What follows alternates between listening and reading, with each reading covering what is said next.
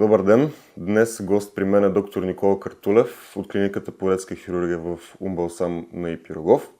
Доктор Картулев завършва Медицински университет София през 2014 година, а през 2020 година придобива специалност по детска хирургия.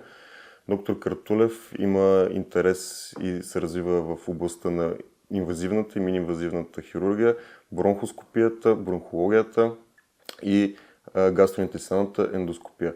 През 2024 година получава награда от Български лекарски съюз за участие в въвеждането на иновативната техника СТРЕТ. Добър ден, доктор Картулев. Здравей, Иване. Можеш ли да ни разкажеш малко повече за себе си и защо избра детската хирургия? Детската хирургия избрах на малко по-късен етап, след като започнах да уча медицина. Даже първоначално малко странно избрах да уча медицина. Винаги от дете съм обичал да хода на зъболекар и почти до последно исках да уча стоматология. Не знам защо в момента, в който минах изпитите, трябваше да подреждаме какви желания за кандидатстване. Вече се бях леко по-разубедил какво искам да уча. Поради една или друга причина съм написал за първо желание медицина. В последствие така си остана. Исках да уча някаква хирургия, без да знам все още каква. Тогава всеки иска в началото да бъде кардиохирург, неврохирург. И може би в четвърти курс, когато за първи път влезнахме в клиника с деца, ми хареса изключително много контакта с децата и тогава реших, че искам да работя с деца, а не с възрастни. В последствие разбрах, че има детска хирургия, че какво представлява. Отидох, доброволствах, видях как се случват нещата там и ми хареса страшно много. Какво е да си детски хирург и да работиш с деца? Можеш ли да опишеш разликите в това да се занимаваш с възрастни и да се занимаваш с деца? Контакта с деца за мен е много по-приятен. Когато се опитваш да прегледаш дете, има много по-забавни моменти за разлика от възрастни, когато ти си стриктен, нали? Защо си дошъл, какво ти е, какви са ти пък оплакванията. През цялото време, когато си контактуваш с детето, ти гледаш да му отнемеш вниманието, да го разсееш, което по някакъв път стават и много забавни ситуации, нали, които са не толкова свързани към медицината. Нали, и наистина самият контакт за мен с децата е изключително по-приятен, колкото с възрастни. Добре, помниш ли първото си дете, в което си оперирал като хирург вече в кариерата си? Първата ми операция, като как се казва детето или как изглежда не, но все още спомням, може би стъпка по стъпка, какво е представлявала първата интервенция. Нали, но това, което ние помним, поне може би аз или по-голямата част от хората, които занимават с хирургия, в повечето хора смятам, че спомнят тези пациенти, които са били тежки, които имало настъпили някакви трудности по време на тяхното лечение, не тези, които са минали стандартно и банално. Добре. Когато става въпрос за такива трудности и усложнения в детската хирургия, като всяка една друга хирургична специалност в медицината, пациенти се губят. Има и тежките дежурства, и усложненията, настъпват в операционната и това те кара, нали, в къщите, сякаш да носиш някаква част от тази тежест, емоция. Нали? Как се справяш с тежките усложнения, които настъпват по време на едно дежурство, примерно с нодата, или как се преживяваш, нали, трагични... Не мога да кажа, че някой може би се справя с това нещо. В къщи не обичам да си нося работата и в къщи почти не говорим за работа. Справяш се. Не смятам, че има вариант, в който може да се справиш. В смисъл, наистина ти го мислиш това нещо, ти мислиш не само тежки пациенти или когато има някакъв неблагоприятен случай на работата, смятам, че човек си мисли всяка една интервенция, прибирайки се вкъщи, но за мен е по-правилно вкъщи да не си нося работата и да не тежи на останалите хора в своето семейство. Добре, твоята жена също е лекар.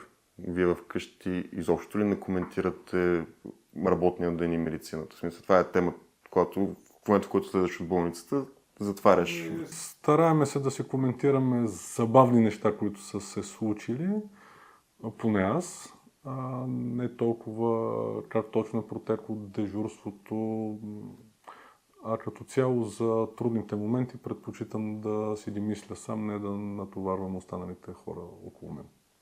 Може ли хирургът да се дистанцира без да стане безчувствен?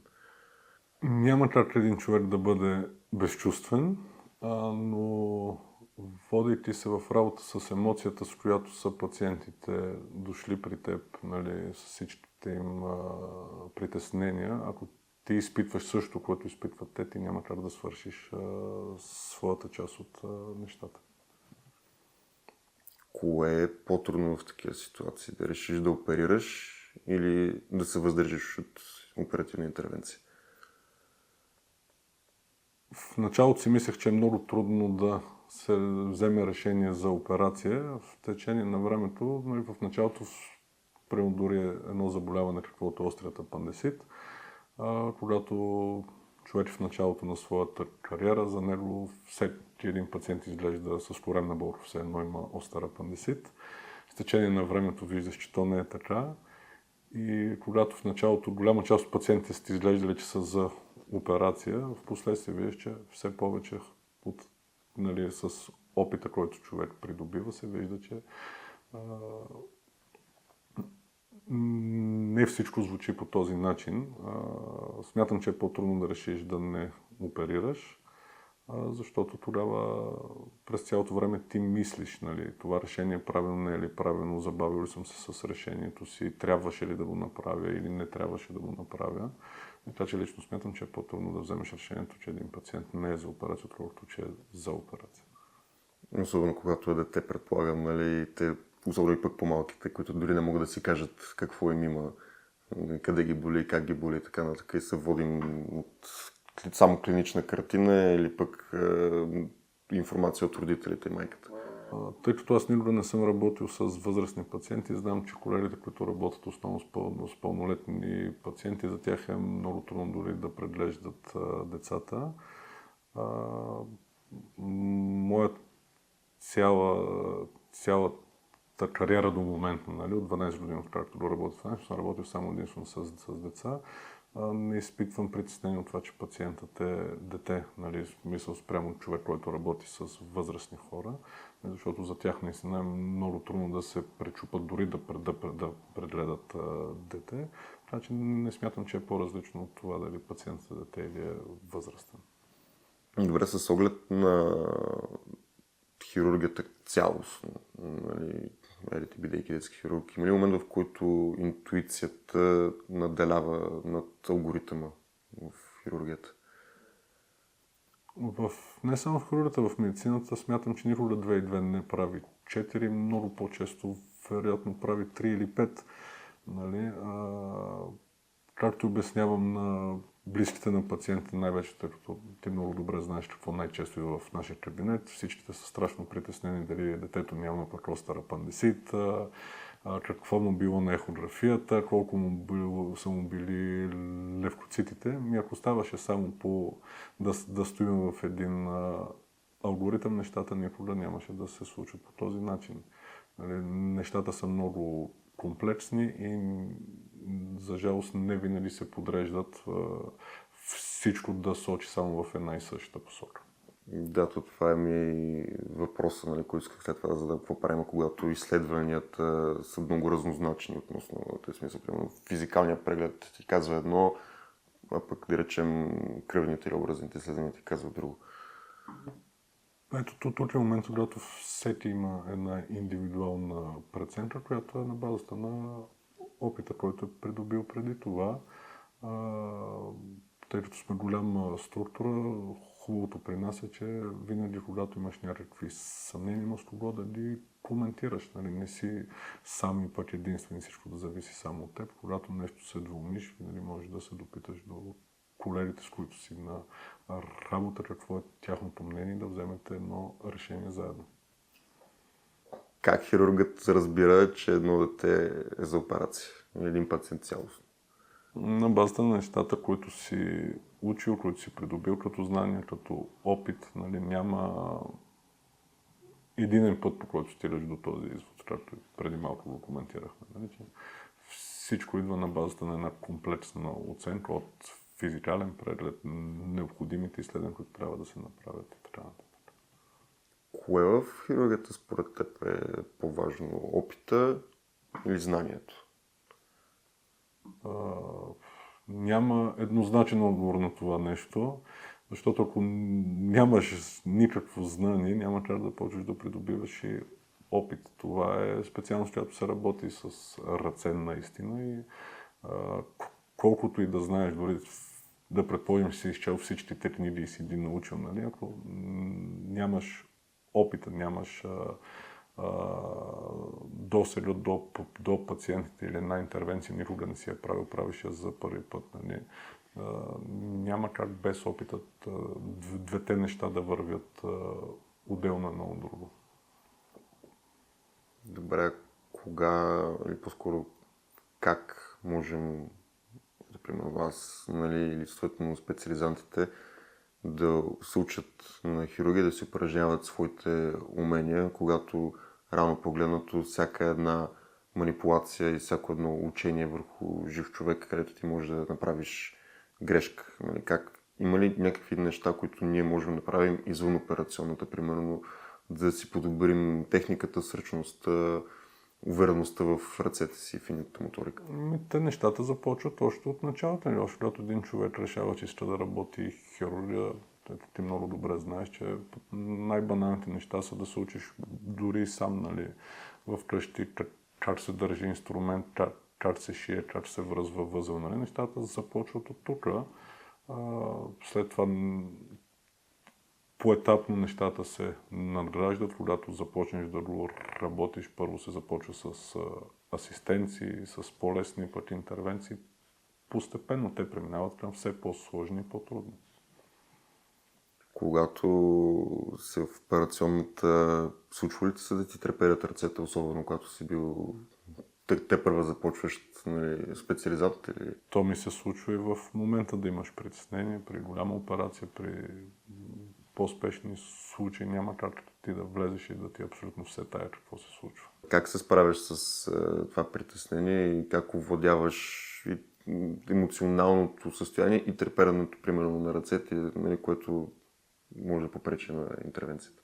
Ако имаш възможност, спираш, изчакваш, поемаш си въздух, преосмисляш това, което правиш и на къде трябва да вървят нещата и трябва да продължиш. Ти нямаш опция винаги да кажеш няма как да продължим от тук край, приключваме. Нали, ако това нещо има кой да го направи друг, нали, е лесно, нали, но с течение на времето идват моменти, в които, нали, в дадено време или по време на дежурството си останал ти този, който трябва да вземе решението и трябва да се справиш. Нямаш опцията да кажеш, че край, нали, аз не мога да се справя, приключваме и да станеш и да си тръгнеш.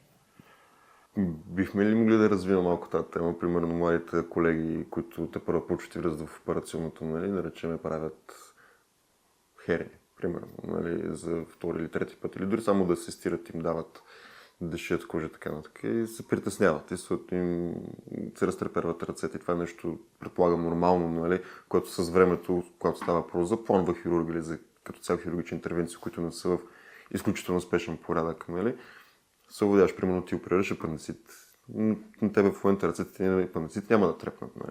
Докато, да речем, примерно аз, ако съм първа година специализант, нали, и трябва да го направя това нещо, най-вероятно на мен ще ми треперят ръцете. Какво би ми дал като съвет, така че да го минимизирам това, или как да си тренирам съзнанието, може би, преди операцията, преди цялото това нещо да настъпи, така че да се фокусирам и да се събера?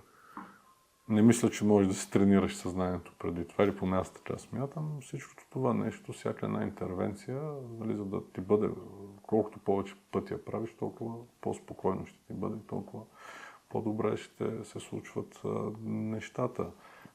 Така или иначе, когато нещата се случват за първи път в по-ранните етапи, те се случват с още някой. Нали? Ти няма как да останеш само от ден едно, нали? Всичко да зависи от тебе. Така че също теб има човек, който с две приказки или с две действия ще ти помогне и ще ти даде някаква увереност в нещата, които правиш. Как изглежда едно такова добро наставничество в операционната? Ти току-що описа, нали, ще ти кажа две приказки, ще да можеш да кажеш, примерно, ти като колега, който вече е минал през стъбичката от специализант към специалист и вече 6 години си специалист по детска хирургия и си шеф екип и бидейки шеф екип на дежурство, ти работиш с по-млади колеги, нали, и ти си им ментор и им даваш и им помагаш в операционната. Как го правиш това нещо, така че да си им полезен на тях и без да се получават, нали, излишни грешки? Това, което аз харесвам да правим, когато работим заедно с колегите, независимо по-млади или не, да има един диалог през цялото време. Нали. Ето, например, да си говорим какво смятаме да направим, каква е следващата стъпка, какво е следващото действие, което ще да направим. И по този начин и двамата или тримата по време на една интервенция сте убедени, че това е правилното нещо, което трябва да се случи и че това е следващата стъпка в една интервенция, която трябва да се направи. Аз смятам, че това вдъхва спокойствие в целият екип, нали, когато всички знаят какво следва от тук нататък и какво е следващото нещо, което ще се направи, нали, по време на интервенцията. Смяташ ли, че в такива ситуации на чиста комуникация това е абсолютно достатъчно, за да се почувства другия човек уверен в действията и с това, което прави? Или се нуждае буквално да му покажеш и да му държиш ръце, в смисъл да му пряко да му... Няма как само с говорене да бъде. Идва момента, в който, нали, всеки има нужда от помощ. Нали, идва момент, в който не можеш да се справиш на даден етап. Нали, затова тази работа се работи в екип, когато, нали, се види, че няма как да стане само с говорене. Нали. Ако трябва, ще се помогне с действия, както ти каза, с държане на ръце, с показване. Нали. Няма как само с говорене да се случат нещата. Всичко е много динамично и зависи в конкретната ситуация, в конкретния случай. Има ли ситуация, в която ти асистираш, друг колега оперира, нали, и виждаш, че той ще направи грешка или прави грешка в момента? И ако имало такава ситуация, как си реагира, какво се направил, нали, в... Хайде да не е грешка, нали, но да кажем, че е действие, което не е правилно, нали, защото за да е грешка, трябва вече да е станало нещо, което е довело до негативни събития. Действие, което смятате, че не е правилно, спирате, помисляте, коментирате го, нали, и продължавате нататък. Ти си детски хирург, както казахме, жена ти е лекар също така, нали, и вие имате семейство, имате деца. Как човек, бидейки хирург, може да запази личния си живот, знаейки, че общата стигма, нали, около хирургията е, че това е професия, която е изключително изискваща и времево, и енергийно, и много те изцежда. Нали. Как ти си успял да запазиш и развиш до така степен личния си живот? За разлика от професиите, които работят от 8 до 5 и на всички празници са вкъщи, не може да си позволим в може почти всяка една специалност в медицината да работим по този начин. Но мисля, че това е нещо, което човек избрал този път, е наясно още в началото на избора си да учи медицина. Така че смятам, че нещата си струват, въпреки и немалкото минуси, които носят в личен план. Как или по-скоро в какви моменти разбираш, че е време да си дадеш почивка или да излезеш отпуск? И за тебе какво се изразява качествената почивка? За мен качествената почивка се изразява, когато си далеч от София, когато пациентите, които си оперирал, са почти изписани или изписани в къщи и чак тогава можеш да си починеш истински, защото знаеш, че няма нещо, което е останало недовършено на работа. А ако говорим за ежедневието и приемем, че примерно днес си на работа сутринта и си цял ден на работа и се прибереш вкъщи, как можеш или по-скоро как ти възстановяваш енергията, не? Така че не се ще да отидеш? Както си почива всеки един човек. Прави нещо, което му е забавно или не толкова като домашни пък задължения, но в крайна сметка всеки един човек, който се прибере от работа, той има своето време за почивка, независимо дали му е малко или много, то е точно толкова. Колко време би казал така, че успяваш да отделиш на семейството си, бидейки хирург? Може би не толкова колкото трябва, но с тази професия се стараеме да бъде максимално, а дали е достатъчно, не съм аз човек, който може да каже това. Случва ли ти се да прегориш буквално и просто до такава степен да нямаш енергия и желание за нищо след работа, че да се прибереш просто и да легнеш да спиш и... То не бих казал, че е прегаряне да няма желание за нещо друго, когато човек е свръхуморен, примерно ако си работил цяла нощ. Нали? Няма как да се прибереш вкъщи след 12 часа на работа, която е била супер активна през цялото време и да има желание за нещо друго. Лягаш, почиваш и трябва да станеш, за да си продължат нещата по реда. Имам колеги, не съм сигурен, че не съм аз, и други хора познават, нали, колеги, които много се интересуват относно така наречения work-life balance и въпросът, нали, относно хирургията, тъй като голяма част от моят випуск, нали, иска да се занимава по една или друга форма с хирургична специалност. И както коментирахме, тя е натоварваща, изискваща, нали. Познавайки те, нали, имаш немалко хобита, нали, това как ги съвместяваш с работата, как успяваш, или по-точно, как се разпределяш времево на нещата, така че да имаш както времето в работата, така и времето за хобитата, така и времето за семейството, в смисъл. Би ли могъл да дадеш някакви съвети на колегите, които примерно в момента искат да учат хирургия, т.е. искат да се занимават с хирургична специалност, но ги притеснява това, че няма да имат време за семейство, няма да имат време за нещата, които обичат в живота си, нали. Виждаме, ето ти си един пример, нали, в момента, че всичко това е абсолютно постижимо, възможно и го правиш по страхотен начин. Медицината като цяло е нещо, което ти изяжда почти цялото време. И тя не е само в България, напротив, това е тенденция в цял свят.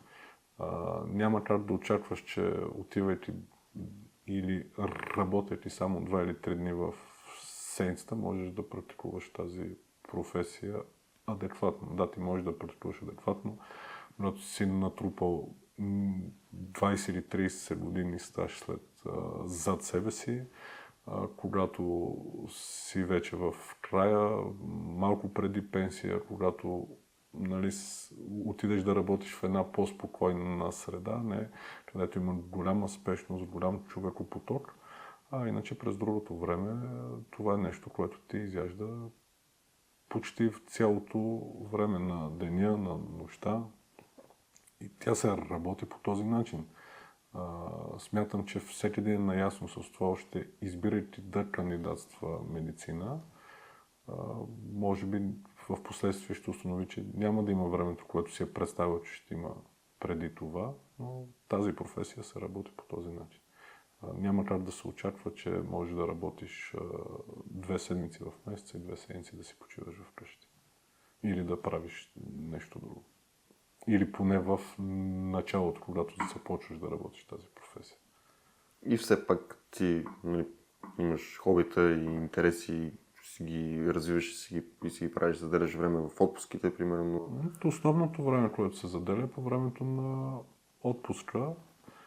Сега, може би, много хора ще кажат, че човек, когато имал желание, си намирал време, нали, може и така да е.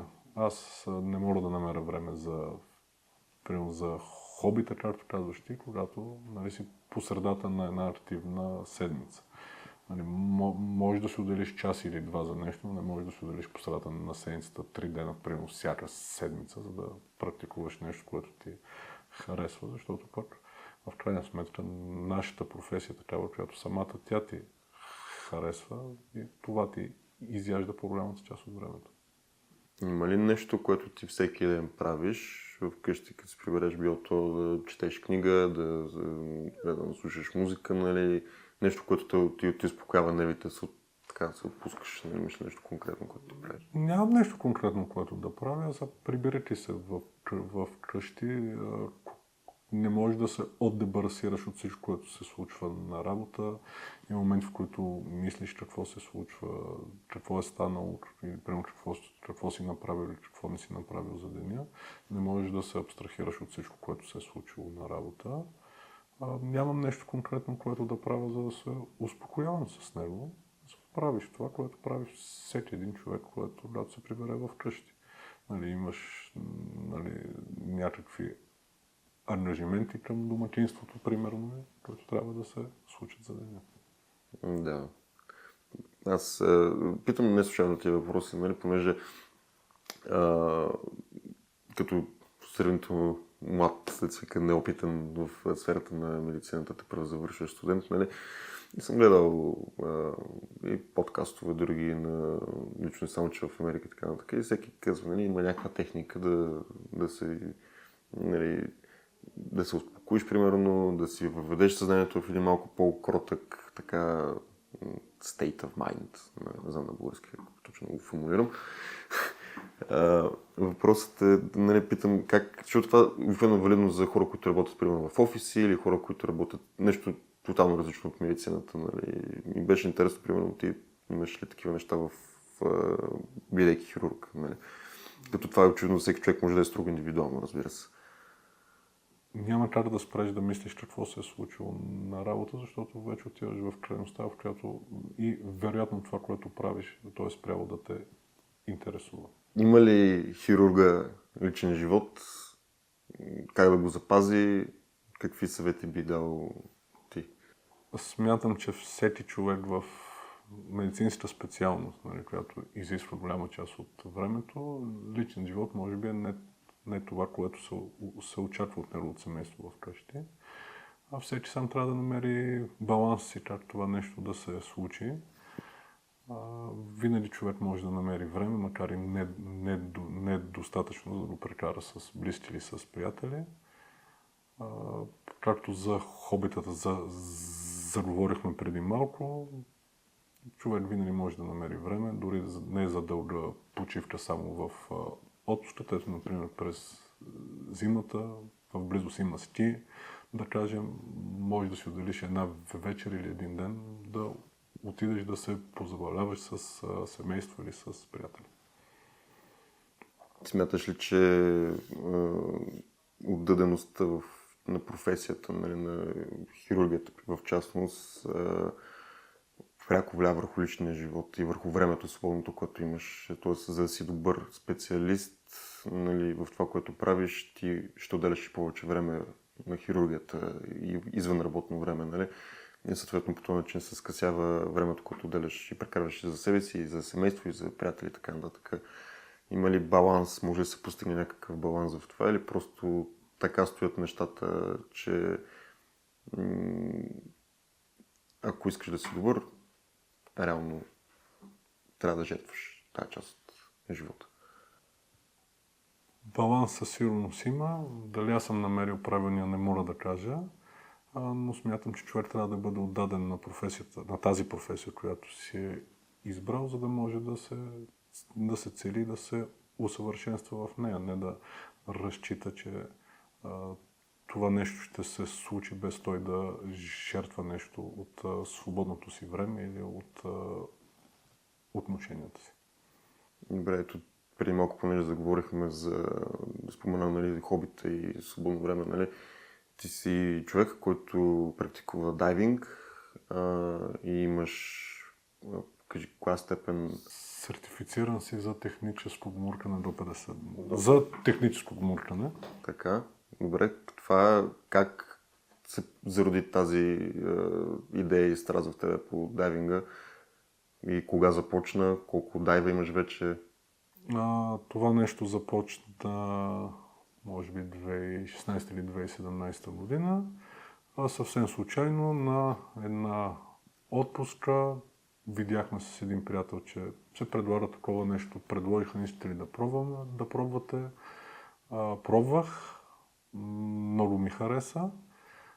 Разбрах, че това не е просто влизаш във водата и се къпеш в нея. Разбрах, че има курсове. Може би на трети ден, откакто се бях прибрал след отпуската обратно в София, си намерих такъв курс, къде се провежда. Записах се за първият си курс. Запознах се с интересни хора.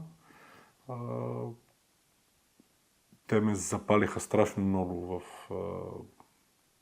спорт или хоби, или както и да го наречеме, което ме накара да искам да усъвършенствам този спорт, да изкарвам последващи курсове или сертификати.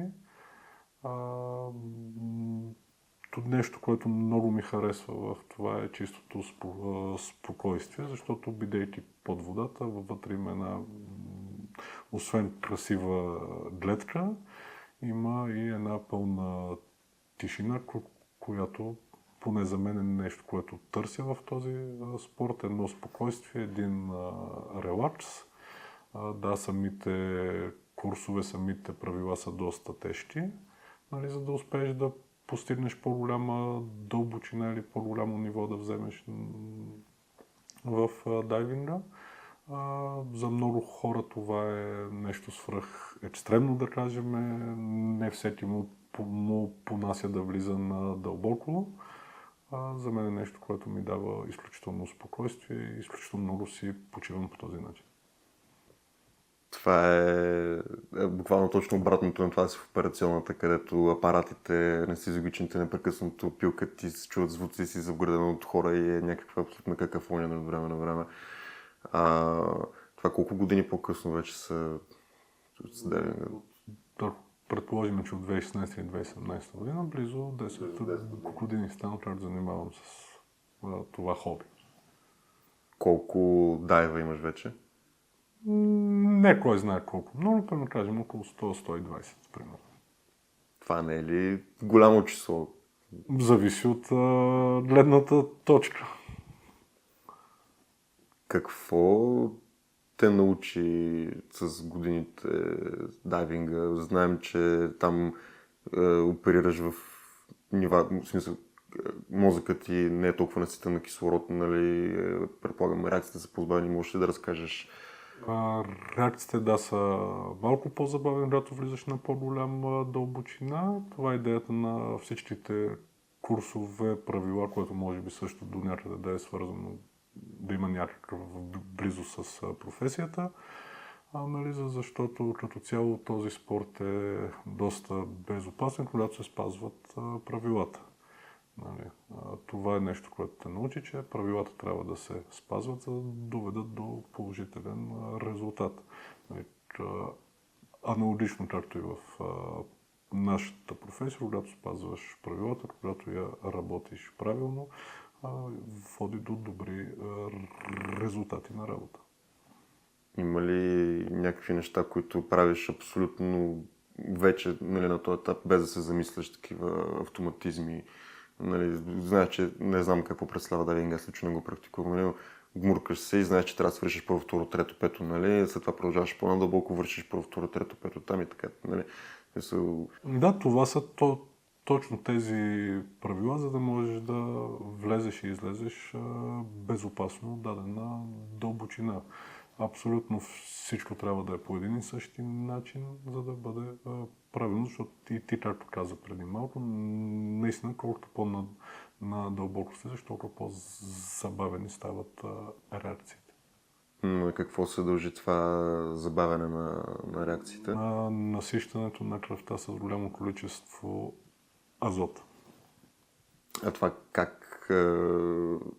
Можеш ли да обясниш какво е чувството мозъкът ти да се насити, нали, с азот?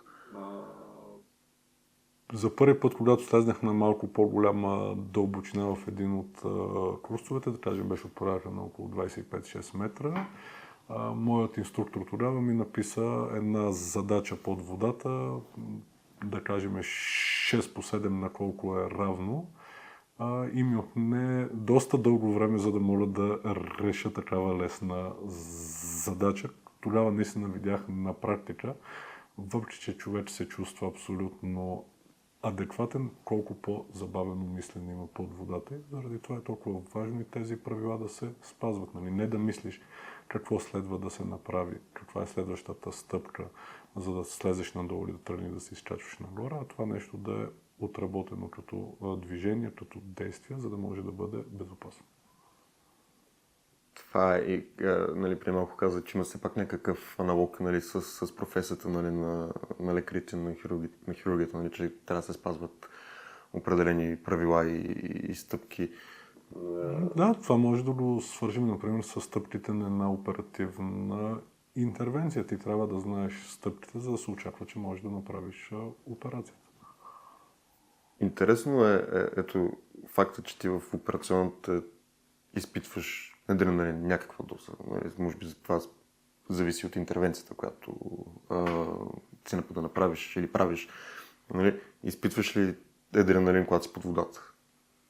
Има и момента с адреналин, има и голяма част от момента наистина пълното спокойствие и буквалното изпразване на главата от всичко останало в дадения момент.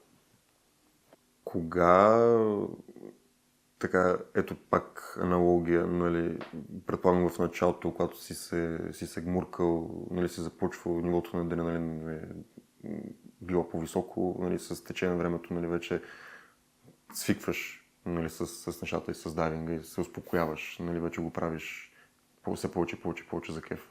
Прав ли съм? Да, така е. Винаги има момента на нов адреналин, когато се опитваш да направиш нещо, което не си правил до момента. Мисля, да достигнеш до по-голяма дълбочина, да отидеш някъде, където не си бил до този момент. Ето, например, когато бяха първите гмуркания, да кажем, до 10, 15, 20 метра, нали, ти изглежда в началото страшно. Нали? Колкото повече продължаваш да го правиш, си даваш сметка, че когато примерно си стигнал до 40 или 50 метра, че 20 метра изведнъж става плитко. Нали? Да кажем, преди 2 години си мисля, че 20 метра е много голяма дълбочина. Това може би е същото като в операционната, нали, в началото направиш една инцизия и след 5-10 години това ти се струва вече като детска игра, нали? Да, може и по този начин да се каже, наистина. А смяташ ли, че това буквално от твоя страна своеволно излагане на този адреналин? Нали? Защото, примерно, аз съм човек, който ходи по планините, нали, и си търси там адреналина по една друга форма, било с катерене или алпинизъм ти с дайвинг, нали? Че това доброволно излагане на такива ситуации, в които тялото ти, нали, отделя и изхвърля огромно количество адреналин в някакъв момент, последствие ти помага по-добре да контролираш и да се контролираш, примерно, на операционната маса. Не мога да кажа, че е свързано с толкова дали бих се контролирал повече или по-малко, но пък това ми дава възможност да си почина невероятно много от работата, от цялото ежедневие, в което човек се намира. Как се изгражда увереност, без да станеш самоуверен в контекста на хирургията и на това, което обсъждахме до този момент? Колкото повече опит един човек придобива, колкото повече пъти една интервенция правил, той толкова става по-уверен в нея. За жалост по някой път обаче се случва, че влизайки се на нагласа на дадена интервенция, намираш нещо, което не си очаква или се случва резултат, който не си очаквал да настъпи. Така че в професията ни винаги има нещо, дори което си правил много пъти, на 50-тият или на 100-тият път, то да те изненада и да бъде не по начина, по който си очаквал в началото на дадена операция. Има ли начин човек да придобие тази увереност, говорим тук, нали, с опита в операционната... Смисълта ми е само единствено оперирайки ли се придобива увереността в хирургичните ти умения и в клиничното ти мислене? Или има как това да бъде придобито чрез тренировки, на сухо, така, нали, с модели, с макети, с... Колкото и курсове да има, колкото и модели да има, адреналинът и стресът там го няма по този начин. Защото знаеш, че не можеш да объркаш там нищо. Или дори да объркаш нещо на един модел или на един курс, нали, няма да доведе до негативен резултат в това нещо. Но само с дали, това е начинът, по който се върви към по-нови неща, към по-нови стъпки, нови за теб интервенции. Но няма как само по този начин да бъде. Независимо дали една интервенция е направил на макет или на модел, да кажем 300 пъти, тя винаги в началото ще бъде трудна, ще има съответното притеснение, когато я извършваш за първи път на живо, което смятам, че е нормално и няма как да бъде по друг начин. Защото ако смяташ, че щом си направил на модел 5 пъти от тук нататък, няма какво да се обърка, може би вече си влезнал в тази графа, че си станал смел и смахнат. Доколкото знам, в детска хирургия Пирогов, нали, колегите ти, бидейки част от екипа, се опитвате да въвеждате все повече и повече нови иновации. Ти ходиш на множество курсови с чужбина. Нали, когато трябва да се въведе някаква нова иновация, как подхождаш към нея и към подготовката си? Както говорихме преди малко, независимо къде си го видял, къде си го правил под формата на курс, примерно, нали, няма как първите пъти да ти бъде абсолютно спокойно. Нали, тук се връщаме към въпроса, кое е по-важно, да си прочел или да си го правил. Нали? Двете неща няма как да върват едно без друго. Значи, ти ако не си видял как се случва, не знаеш какво трябва да направиш, нали? Няма как и да успееш и да го направиш. Но тъй като медицината се развива драстично, някои сфери повече, други по-малко в медицината на този етап, смятам, че винаги трябва да се търси това, което ще бъде по-иновативно, по-добро, с по-добри резултати за пациента, с по-малка травма върху пациентите. Един последен въпрос към теб, за да завършим това и така да бъде като обращение, може би, към по-младите колеги, студенти и специализанти. Ако ти от сегашна гледна точка като детски хирург можеш да дадеш един съвет на по-младите от тебе, какъв ще е той? Може би не от страна на детски хирург, може би като човек, който наистина си харесва професията. Искам да кажа на всеки, който е избрал този път, че това трябва да е неговият избор. Той не трябва да бъде накаран на сила, не трябва да взима решение, за което после би съжалявал, защото тогава ще отиде там, където сутрин ще става с нежелание, за да отиде на работа, а започвайки по този начин, със сигурност няма да си върши и работата правилно. Не само, че няма да му доставя удоволствие. Както вече казах, това е една от малкото професии, които могат да ти доставят удоволствие от това, което правиш. Това беше втория епизод на The Young Doctor Podcast с любезното участие на доктор Никола Картулев от детска хирургия Пирогов. Ако това видео ви е харесало и желаете да виждате още такива епизоди, моля да се абонирате. И до нови срещи!